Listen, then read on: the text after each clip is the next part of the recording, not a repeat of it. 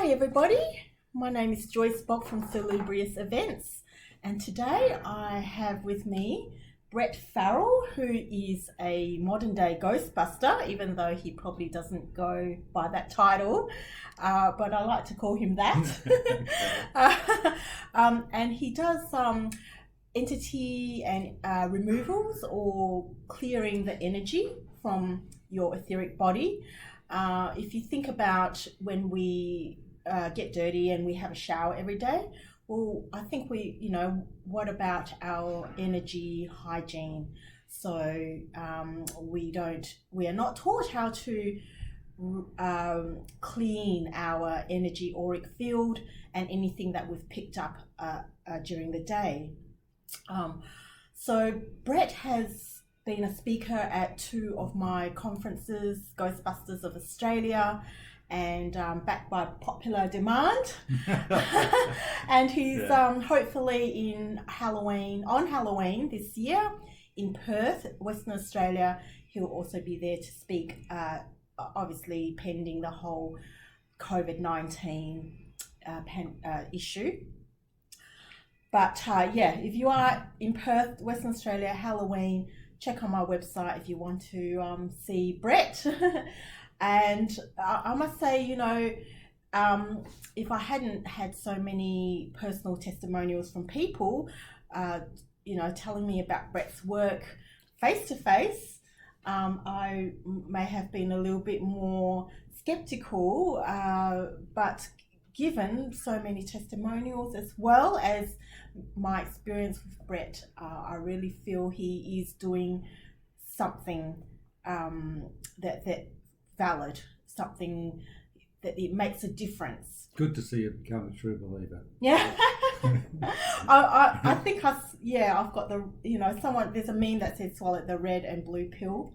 Swallow them both. Yeah. All right, okay. No. Inside of me, I do believe. And well, more than that, I feel like the experiences, I've had experiences, paranormal experiences as well. So I think that makes a difference. So Brett used to work as a drug and alcohol counsellor.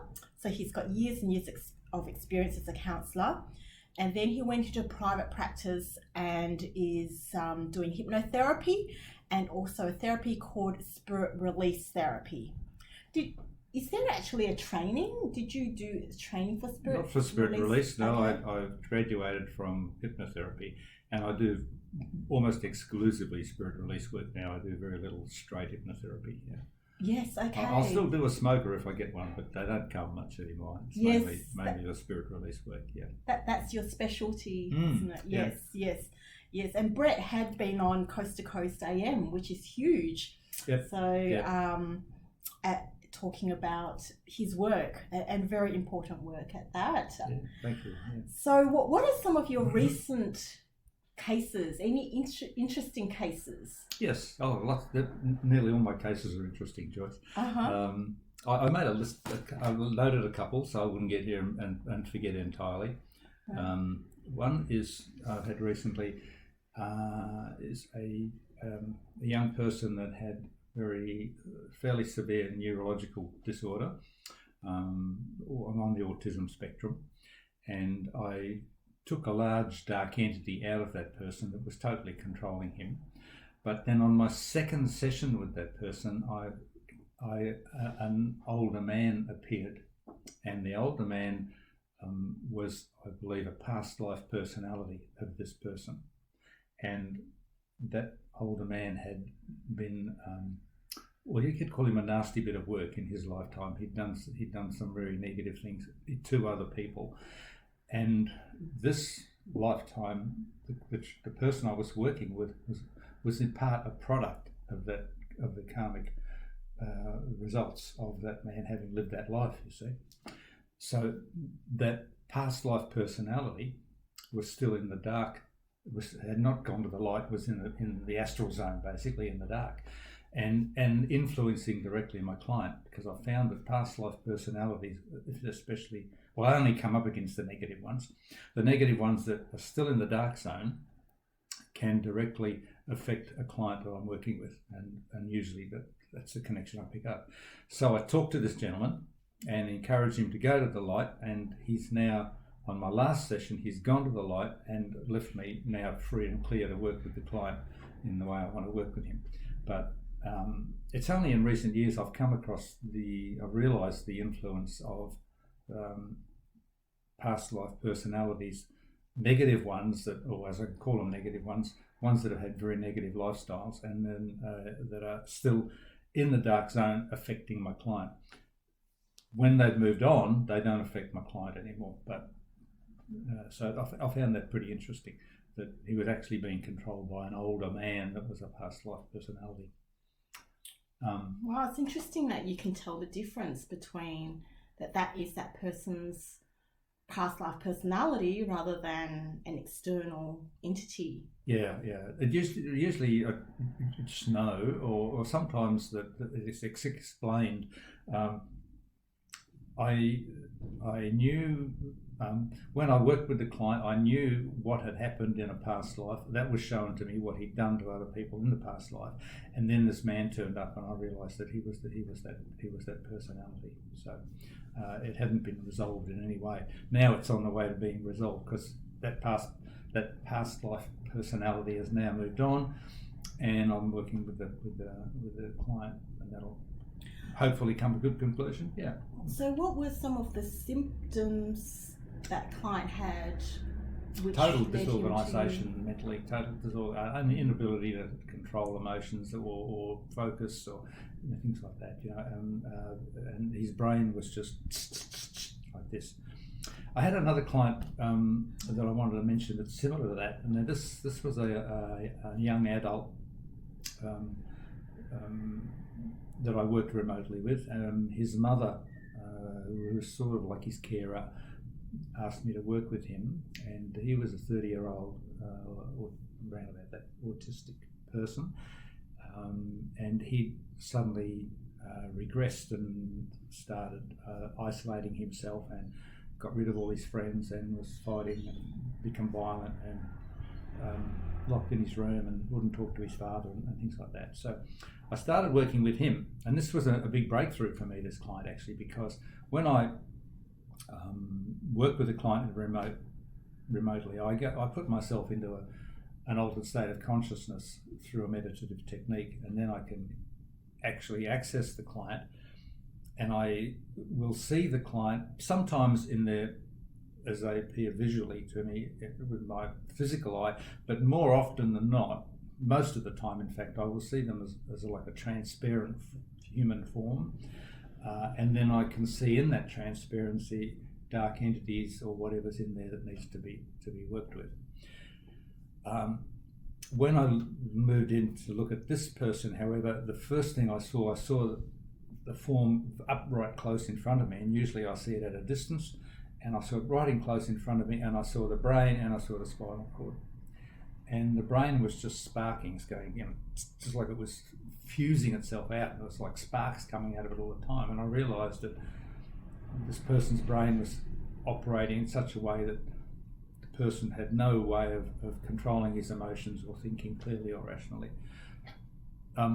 So I found that I could calm the brain, and I cleared a lot of that excess energy, and then I brought in some healing, very soft colours like pale green and pale blue, cool colours, very cool colours, and cooled the brain and the spinal cord, or the activity in the brain and spinal cord down quite satisfactorily.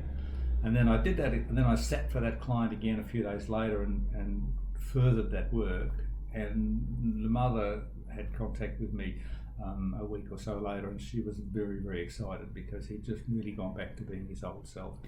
He'd started communicating, he'd started laughing and talking, he'd contacted some friends, and he'd become the person she'd always known, and she was very happy. So I was excited by that because that was the first time I'd worked very directly on somebody's brain and spinal cord, on the neurological system or the central nervous system. And now I find that I do that with most of my clients, actually, to some degree, but especially the ones that have got any behavioural disturbances. That's interesting, the working with colours. There's a lot to that. I've heard that before as well, like really using the colour frequencies Well, like they were given to because they were cool colours, so like very cool green and cool blue, and he needed to be cooled down basically. It was, so everything's just energy in the end, isn't it? Yes, it is. So that young man, did he notice any difference when you were working with him? He wouldn't. No, they don't know I'm working with them unless if they've employed me. Even if the person that employs me, I'm working with them, they won't know when I'm actually working with them. Usually, although I remember I had one customer in America, and he sent me an email very excitedly and said, "Were you working with me 10 o'clock yesterday?" And I said, "Yes, I was." And he said, I can feel it, I can feel it. Yeah. So, but most of them can't. Most of them don't know that I'm doing it at that time. So how long does it usually last? So with that young man, the mother noticed a difference. Yeah. How long would this difference last? I don't know, but presumably it should be permanent unless something must have happened to make him shift, because he'd been, a happy chappy for a long time. Something triggered a shift. Now, unless something triggers a shift again, he should stay. Because I restored him to his normal default situation. I didn't do anything that made him different to what he was originally. So. Do you know what made that difference in him? Don't know. I had some ideas. I think the relationship with his father was a big deal, actually, and I did some work on that as well. I didn't just do the neurological work. I did some work on his relationships, within the family as well. Yes, because that was going to be my next question. How do we know, or how do you know that the behaviour isn't due to other factors as well? It often is. Yeah. It often is. For instance, I've worked with a number of women that have been sexually abused as children, sometimes in a minor way, sometimes in a more major way.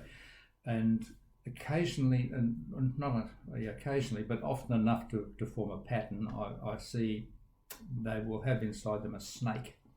And the snake will have its tail in the base and sacral chakras, and it'll just curve up to the heart or the throat area, and it's often mottled green, and it's a very powerful snake, quite strong. And I found that if I take that snake, it's very much oriented to their sexuality. All right. And if I take that snake out, they immediately start to improve, and their moods and their urges and desires and things start to shift them back to a normal. Now I call that the sexual snake, and I don't find it in men, I only find it in women, and that's possibly because young boys don't get abused as much as young women. I don't know, but that's like taking the snake out is really. Then I will work with them around their relationships with the opposite sex or whatever it is. So it's not just a black and white. There's always taking the entity out is not the end of the process. It's part of a therapeutic package in that sense. Yeah, because there's the emotional side of the the emotional I guess trauma from it. Yes. That needs to be worked on. Exactly. Well, getting rid of that energy which manifests as a snake. It's not that I haven't really got a live snake, but they've got it manifests as that, and I can't work with it unless I can see it. But that's how I see it, and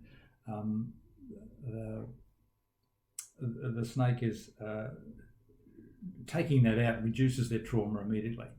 Immediately they're much more relaxed about the whole thing, because that snake is holding the trauma, the emotional trauma in place. If you take it out, they're immediately feeling better and relaxed. I did this with a woman recently, and she needed quite a bit of other work as well. She had other issues, but this is what popped up first. When I work with somebody, I don't actually always choose what I'm going to do first. I go in and let's look at them, and it's presented to me. What I need to work with first is presented to me, and I just work with it as it comes up. it's not really my conscious mind making that decision. It's my higher self leading me into that working that way.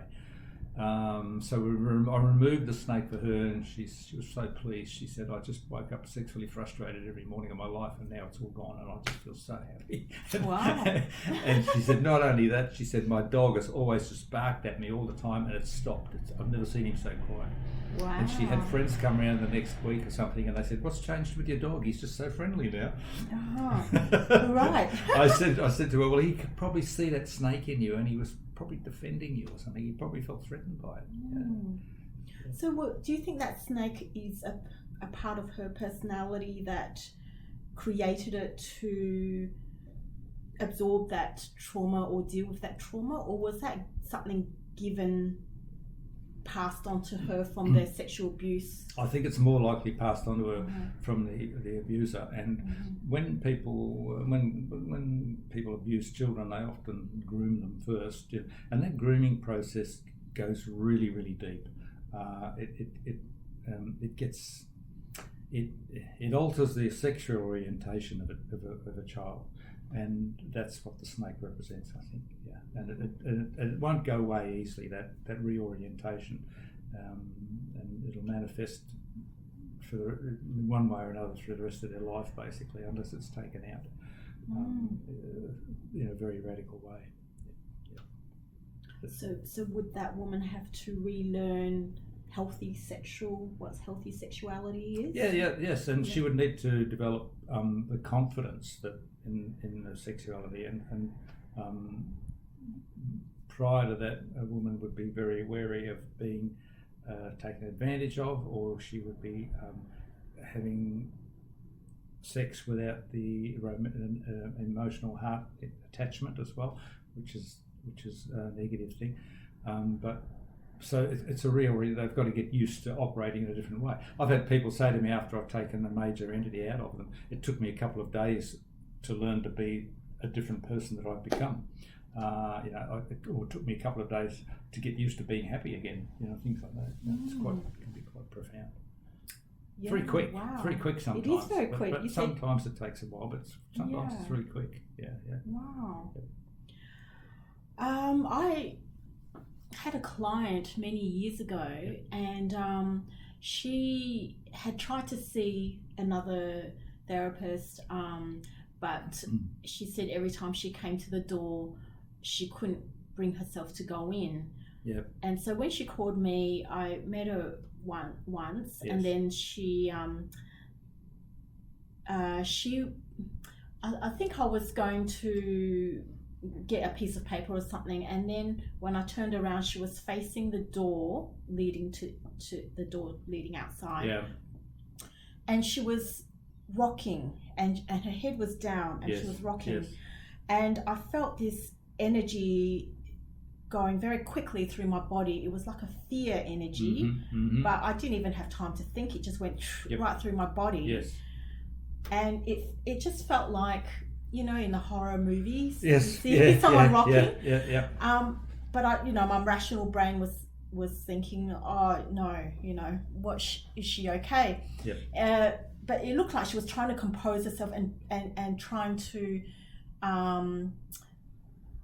as hard as she could to repress whatever was in her. And then she sat down and we chatted. She made another couple of appointments, but each time she said she'll come right to the door and could never come in, or just could not bring herself to come in. Yep. I've often wondered whether she did have a real nasty energy in her, preventing her from seeking help. Yep. Very likely. You would know that the rocking is a sign of extreme distress, and that fear you felt would have been exactly what she was feeling at that time, and it transmitted to you. And you were being quite empathic at that moment, and trying to compose yourself was trying to put that fear down. So it's very likely that it could have been an entity within her preventing her coming.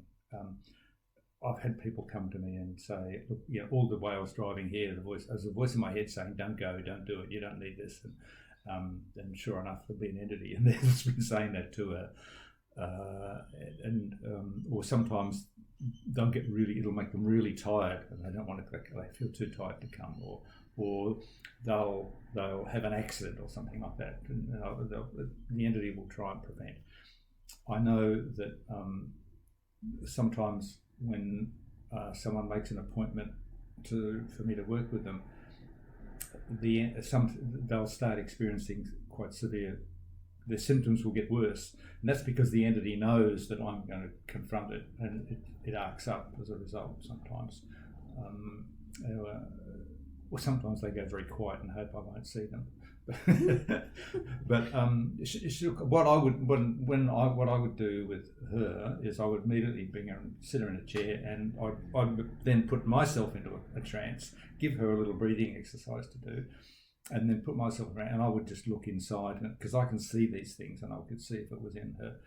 But if you can't see them, what you could do in that situation, because I know you do hypnosis with people, you could put her in a hypnotic state, and then just say, is there somebody else in there? If so, please just say, talk to me, because I know you're in there, and I want you to talk to me. And say, answer through this, and ask the woman, say, would it be all right if whatever's in there answers through your voice? And if she says yes, you can say okay, and it'll talk to you, and then you'd know. Yeah. Oh, I'll send them to you. Yeah, you can send them to me, because getting them out's a different and a big step. But quite often you can talk to them like that way. Yeah. Or you can ask the client, put them in a relaxed state. You don't even have to hypnotise them all that much. Put them in a very relaxed state, and then say to her, look, I've got a feeling there's a part of you that doesn't want to be here. Can I speak to that part? And then it may be a part of her that's wounded and is frightened, but it may also be an entity. And by questioning it, once you've got it talking, you can question it and you can find out which one it is. You can say to it, for instance, have you ever had a physical body of your own? And if it says yes, well, it's a bad entity. Which is that someone has died and has attached themselves to her. Or you can say to it, do you have a name, or where did you come from, or how old was the client when you entered into her, and all these sort of questions, and you can find out. That'll alert you to the fact you've got an entity, or you've got a part of the person that's terrified, traumatised, and needs to be worked on independently almost of the rest of the personality. So I'm just trying to get a sense of how entities attach to people. What is it like? Like, say if you were an entity, and you see a person, like, how do you actually attach, and do you just follow them, or how does it work? Do you know? They don't attach to your physical body. Although they're in there, they attach to the energy body, basically. There's several bodies we have, and there's probably a very technical way of looking at this, but you could say they just attach to the energy body, and they attach when people are vulnerable, basically. And if you're really depressed or upset or in shock after an accident, for instance, you're vulnerable, and they can just slip in. Right? If you fall down drunk in a bar, you're vulnerable, and then some old drunkard that died and is still hanging around in the bar can come and attach himself, can just slip inside you and attach like that. And I don't know, where they slip into or exactly, but they might come through one of the chakra points, but they just slip in like that. And I find when questioning people that it's usually because when it's attached, if it's attached to them when they were a child, it'll be when the parents were getting divorced and the kid was really upset, or the child was in hospital, or whatever it was, something. It'll be some unfortunate circumstance, usually in the child's life, which made them vulnerable at that time. Sometimes they target a particular person. If for instance, a person in a past lifetime has worked with the dark side consciously, and a lot of cultures used to do that, they would have made agreements with the dark side, and the dark side will then chase them up in the next lifetime. which is just a lifetime for us, and they will attach in this lifetime, consciously choosing this person, yes, because they want them on side. These ours, they say. We have an agreement. So we have to cancel the agreement too. So can the person cancel the agreement? Yep. I tell them what to say and they say it, and that does it. Yes. Uh-huh. Yeah. So do we have, like, for an entity to attach, do we somehow have to be open and accept them, like give permission in an unconscious? We can do. If some, people play with Ouija boards, or sometimes I had a client once and she was very badly abused as a girl, and she prayed to God and nothing happened, so she asked the devil to come and help her. So that can happen. You can do that, and people sometimes say, "I'll make a pact with the devil," and the dark side will. If you do that, the dark side will make you promises. If you're in touch with them, it'll say things like, "Oh, I'll give you what you want, and I'll give you this, and I'll give you that." And they may give you little bits and pieces, but they also destroy your life in the process, because that's what they're really about. They tell you lies all the time. They're not honest. Let's put it that way.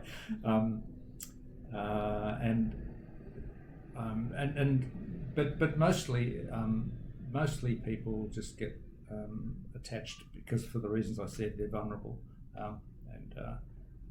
and if you're an unhappy person, you've got a grudge against the world, you're much more vulnerable than if you're a happy person. And you're basically your aura's filled with light; they can't come near you, basically.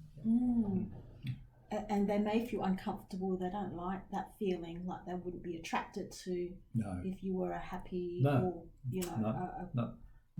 content person. No.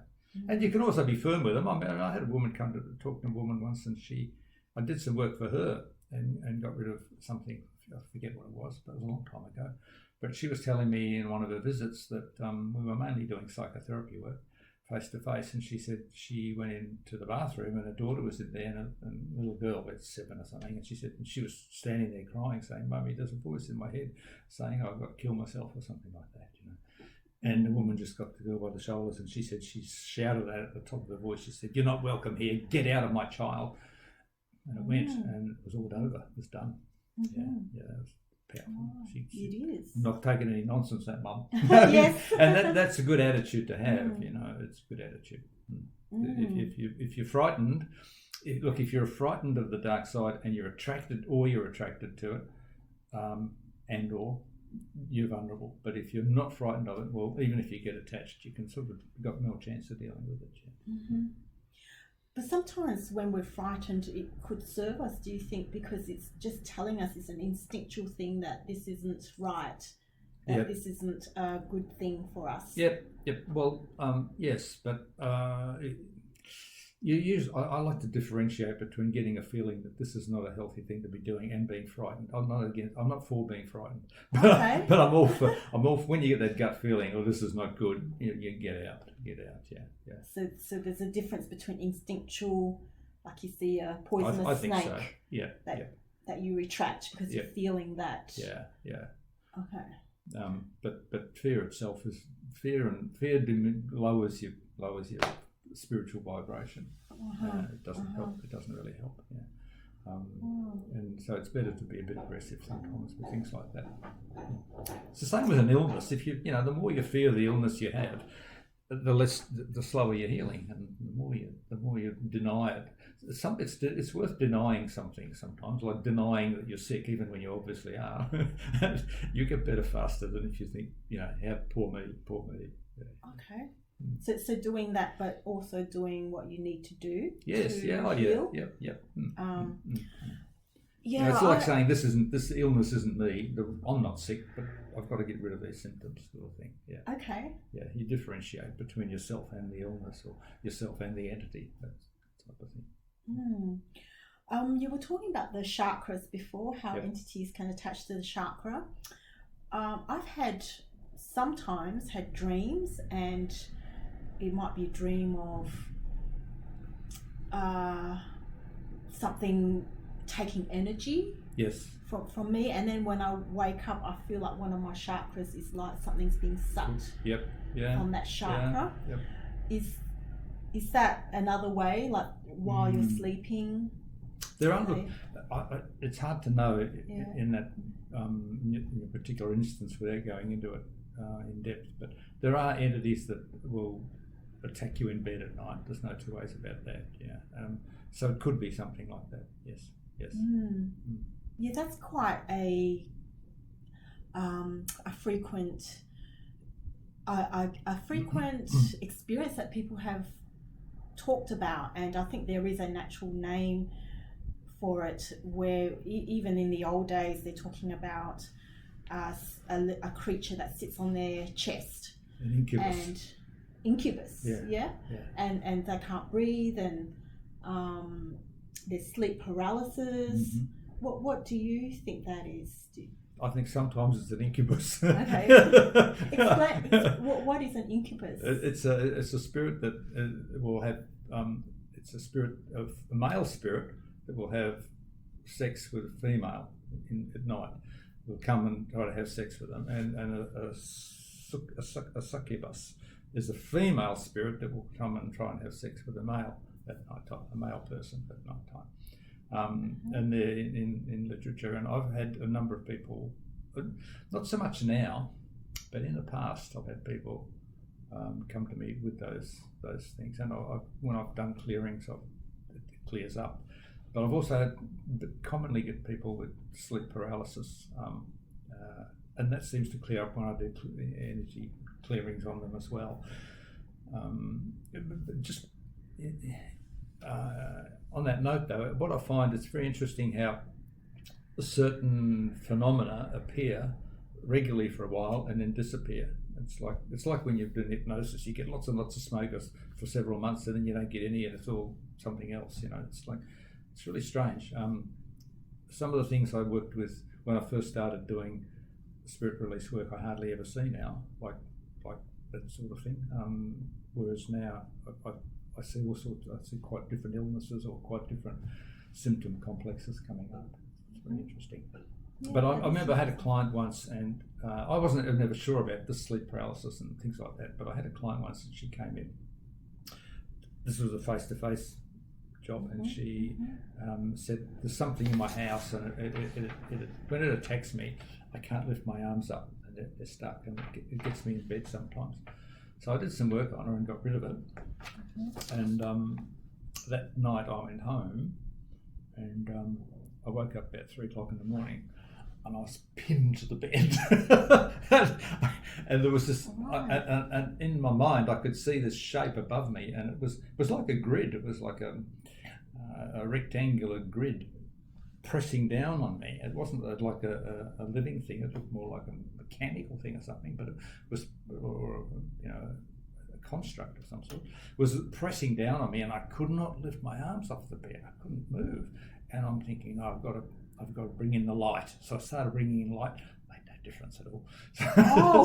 And I thought that usually works. So I said, "Go away," and nothing happened. So in the end, I took a really big deep breath, and I just summoned all my strength, and I let out this mighty roar, and I forced myself up, and then I grabbed this thing and I bundled it up and got rid of it. I don't know where I sent it off to some place or into a fire or something, and it never came back.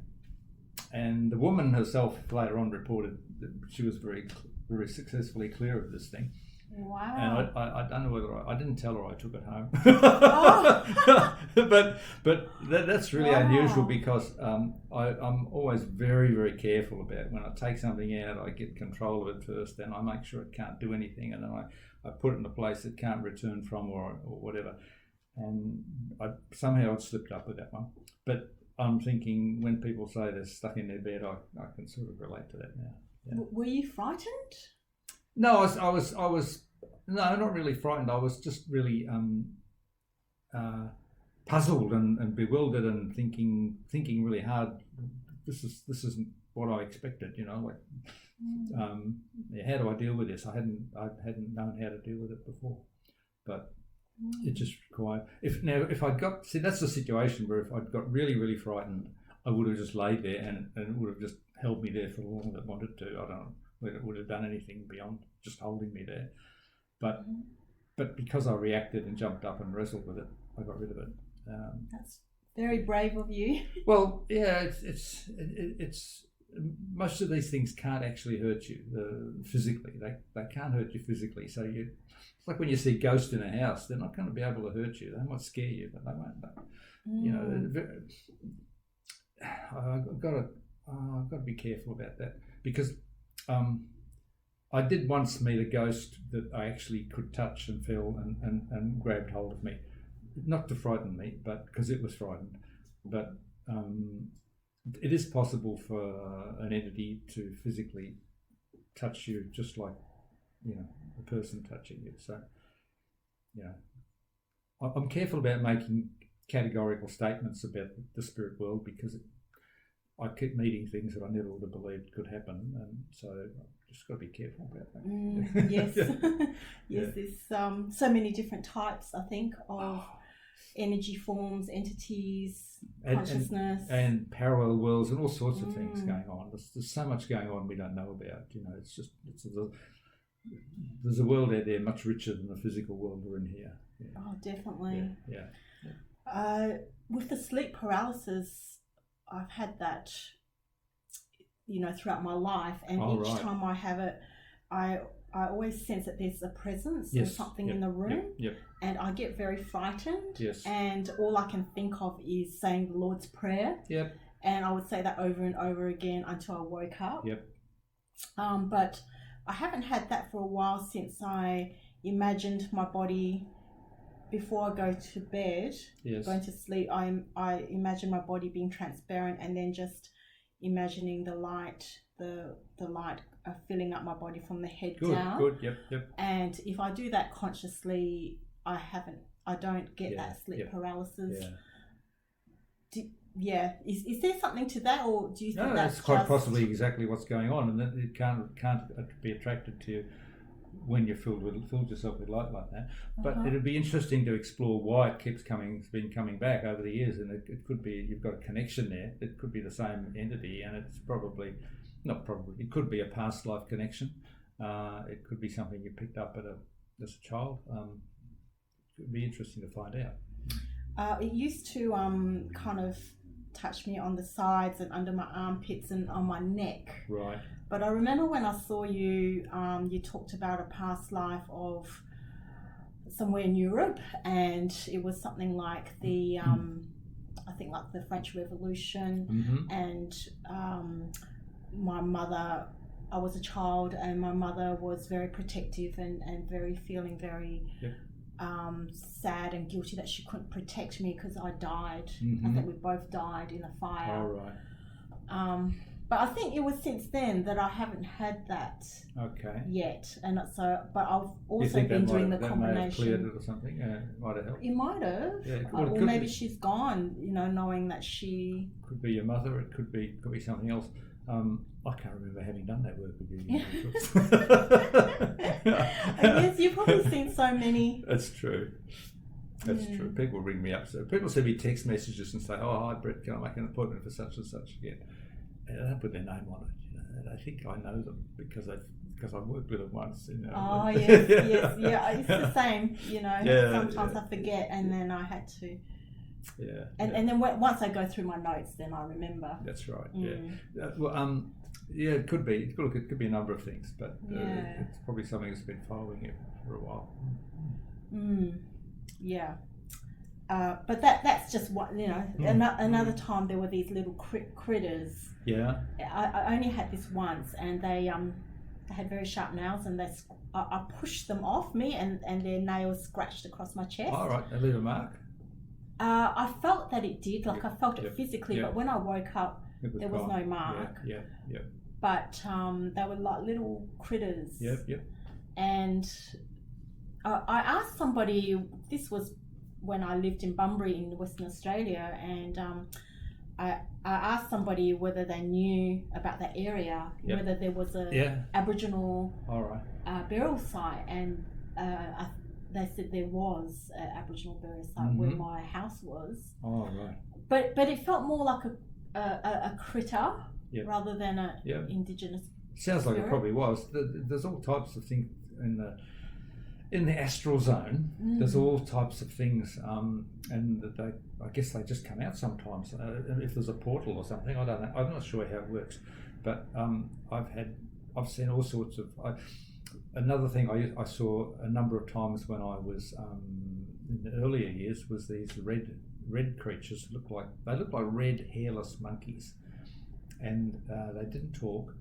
And they were just really impish and mischievous. I remember working with a client once, and he was reclining in front of me in hypnotic state.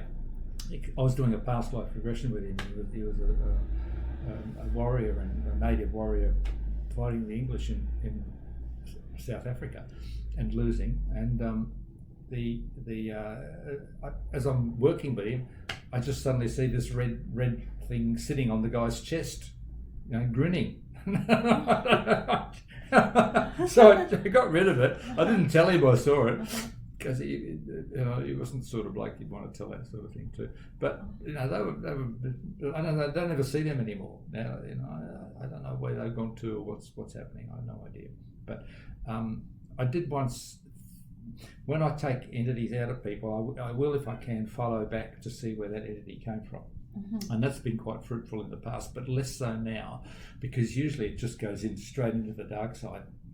And other times it's led me to a group of people doing nasty work, or that happens occasionally, but not as much anymore. But I remember one time I followed this energy trail. It's like a sort of like an umbilical cord made of energy that you can sort of see. And I followed it, and it took me to this dilapidated old weatherboard house. And I thought, this looks a bit odd. I wonder if I've made a mistake here. So I went inside the house, followed this energy into the house. And when I got into the house, no one lived in it. It was derelict. But there was a portal there, like a big black hole. So I went through it to see what was on the other side. And I thought, this is a big opportunity. I've heard about these portals, never actually met one before. So I went through this portal, and there were all sorts of weird creatures over there. And I met this big tall guy, about 8 foot tall. Yeah. Do you remember the scene in Star Wars, in one of the original ones, where they're in the bar and there's all these funny looking creatures? It was like that, There was this little thing over here that was like a weird thing, and over there, and I thought, there's no point in me spending any time here. So I came back out, but then I sealed the portal over so it couldn't be used again, and they couldn't come through that particular place, because I thought if it's if they've got a particular interest in my client, and if I don't seal it, they'll just keep coming through and reattaching to my client. So I sealed that off very thoroughly, and then left the scene. Yeah. Wow. What was the portal? What did it look like? It was big. It was about that big. Yeah. And it was, it was round, and it was about so high, and I just stooped down and stepped through it. Black. And was there a depth to it, or was it's just like a black circle, and I knew immediately what it was. Okay. I knew intuitively. When I work with this stuff, I get, it's like, there's a part of me knows automatically what to do. It's not my conscious mind saying. Occasionally I'll stop and think with my conscious mind, what do I do here? But even then, the answer doesn't. I don't work it out with my conscious mind. The answer is given me because I'm working with my higher self here, or my spiritual self, whatever you want to call it. It's not. So when I see something like that, I can usually I know what it is. I did see. I have seen one since, but it was different. I'd say it was more like a wormhole than a portal, because it didn't go through to the astral zone with all these critters in there. It was a round hole. It looked like it was about this big, and the place it was in was like that semi-darkness you go to when you go in to get into outer space,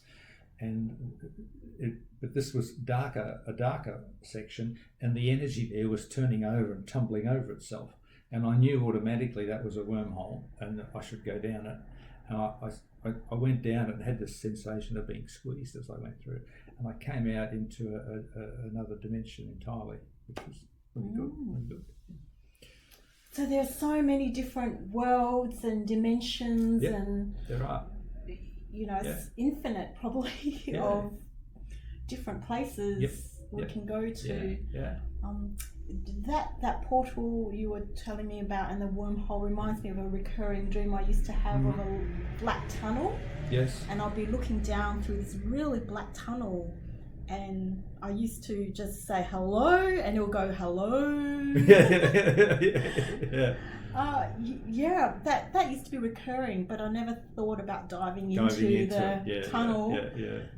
You got to be fearless sometimes with these things. Yes. I remember one time I when I was very in the early days, when I was a bit naive, I was doing this work, and I got chatting with this dark entity and this person, and this entity was really quite intelligent and was very friendly, which was unusual, because usually often they'll swear at me and say, you know, this person will die if you take me out, and you'll get punished if you take me out of here, and you can't do this, I'm stronger than you, all this nonsense. But this one was having a good conversation, so I said, well, look, I can arrange for you to go to the light, which I can do.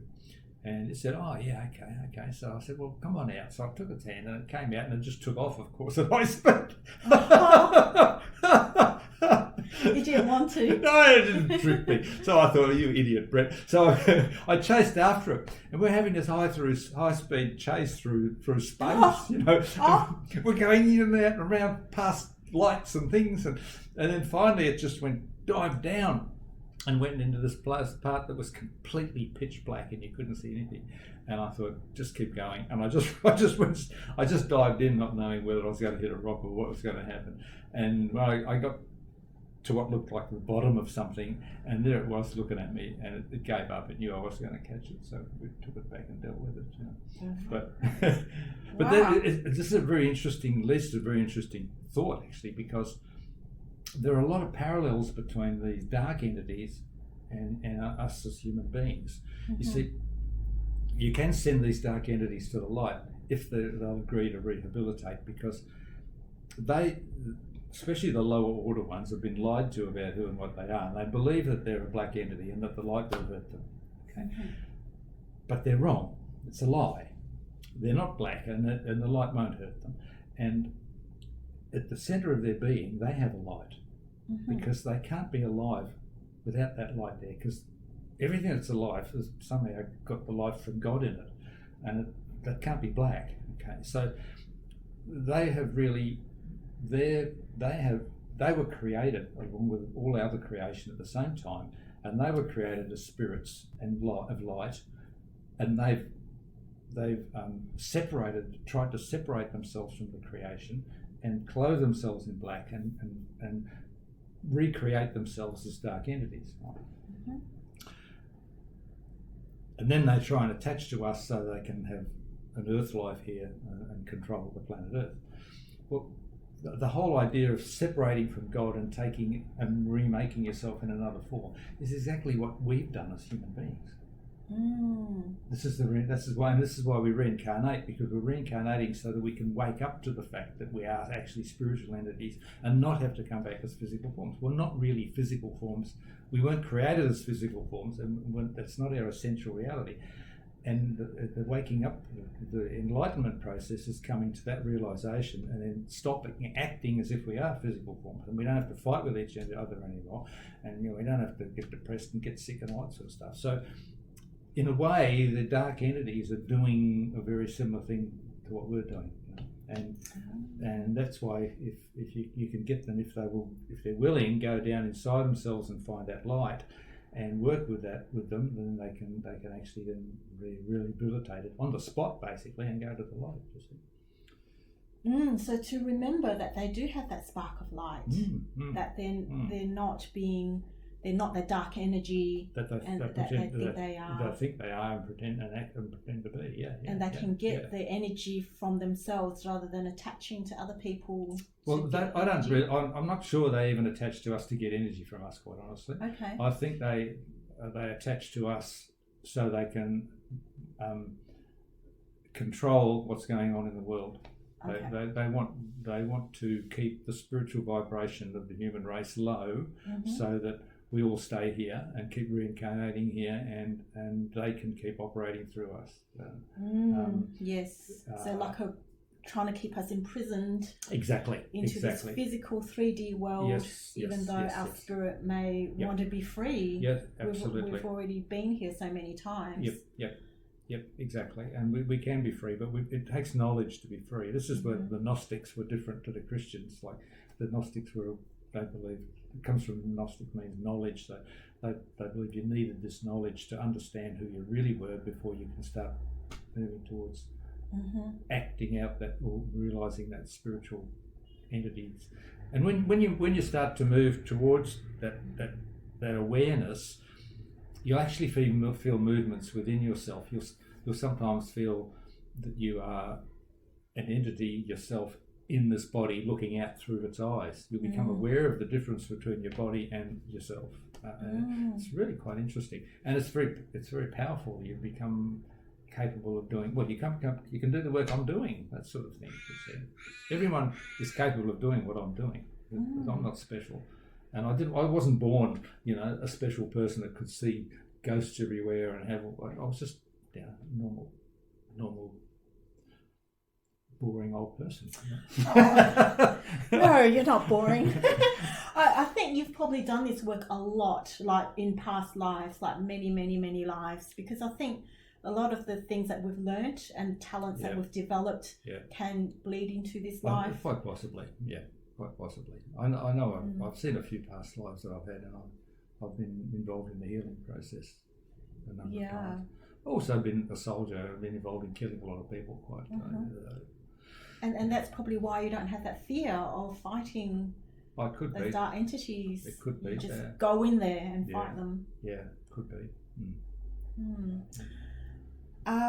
So being a therapist, a counsellor, and I think even nurses or doctors or people that see people that are sick or unhappy or have suffered trauma, I think we need to take care of ourselves, like that self-care. How do you do that?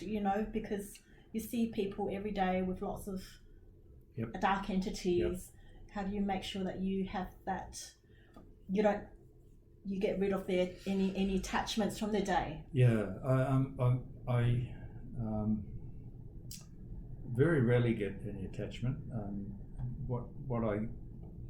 On some occasions I found myself, after a client's, or I've worked with a client, feeling sort of down and a little bit like, is this depression or something? And then I know I've picked up something from the client. It's not necessarily an entity. It sometimes can be like you picked up that fear from your client. It can be just me picking up on what they're experiencing, and I've absorbed it or tuned into it, and then I have to, I just have to shake it off, and I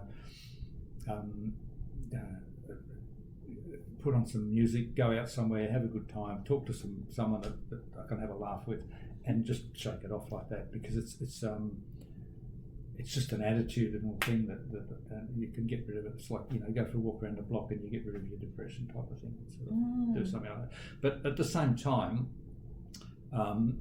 each morning I wake up and I meditate in bed before I get up, because if I get up I start doing stuff. So I meditate in bed, and I like you fill yourself with light, and I tune into the Christ consciousness, and I have a chat to whoever I need to, or Jesus or whatever, and that's my protection basically. And during the day I do the same thing. When I'm doing stuff, I just tune in to say, how am I going? How are we doing here? And it'll say, you're doing very well, and I say, okay, all right, good. Or it'll say, you could do a bit more of this. Or go and look at this client. This client's waiting for you or something. So. And that tuning in like that is it keeps me clear and keeps me safe. Wonderful. Well, thank you, Brett.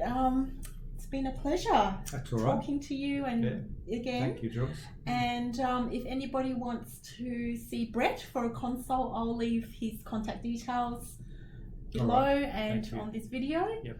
And if anybody has any questions, just email them to Brett or to me. Maybe we can do another interview with the questions. If anyone's questions. Okay. Happy to talk to anyone about it. Yes. Because I really feel it's When I'm doing this work, I'm not just making people feel better. I feel I'm also helping to, and giving talks like this, I'm helping people understand that the life we have in this physical three-dimensional world is just a microcosm of something much greater, and there's a vast world out there that waiting for us to be spiritually enlightened enough to enter into and be part of consciously. We go there, we go into it when we die for a while, but we come back and forget, and to be consciously aware is what's, I think it's the evolution of the human race is in consciousness now. It's not in physical form anymore. And it's not even in, we've come from being concrete thinkers to being, mentally more agile, and now we're moving into spiritual awareness, and it's a question of becoming aware that we're surrounded by entities and angels and all sorts of things that are out there, but we just don't have eyes to see. And by lifting our spiritual vibration through meditation and tuning in, and that we can participate in that world. And all the great traditions of spiritual traditions have talked about, turning the other cheek, not attacking people, not criticizing anyone, being totally non-judgmental. And they're all really basic skills, because all of those negative things bring your energy level right down. And that's why the dark side encouraged people to get involved in warfare and things. And I tuned in. I was following an energy trail back from a client just a few months ago, actually, and to see where it originated from, as I described earlier. And the energy trail was quite unusual, because it then joined a bigger trunk line and a much fatter energy trail, and I followed that through, and I suddenly found myself in Hong Kong.